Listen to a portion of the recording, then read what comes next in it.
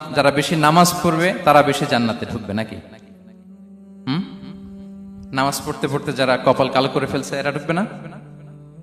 যারা হজ করতে করতে বড় হাজী সাহেব হয়েছে, জিকির করতে করতে হাতে 3-4টা তাসবিহ রেখেছে, তাদের কথা বলা হয়েছে। এগুলো নিঃসন্দেহে অনেক বড় আমল, কিন্তু সবচাইতে বেশি জান্নাতে প্রবেশ করাবে যে আমল, বিষ্ণু বললেন, এক হচ্ছে আল্লাহর ভয়, আরেক হচ্ছে সর্বোত্তম আচরণ। প্রিয় ভাইরা, ইসলামের মেজাজটাকে চিনে নেন, ইসলামের এসেন্সটাকে বুঝে নেন। আমরা ভালো আচরণকে গুরুত্ব দিতে চাই না।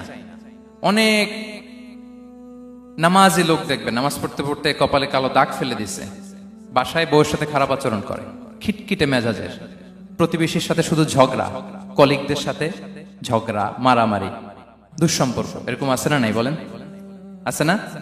কিন্তু নামাজি, অনেক বড় হাজি, একদিনও কোরআন তেলাওয়াত মিস হয় না। তো এত ইবাদত করেও সে ইসলামের আসল এসেন্সটাকে ধরতে পারে নাই। বিষ্ণু বললেন, সব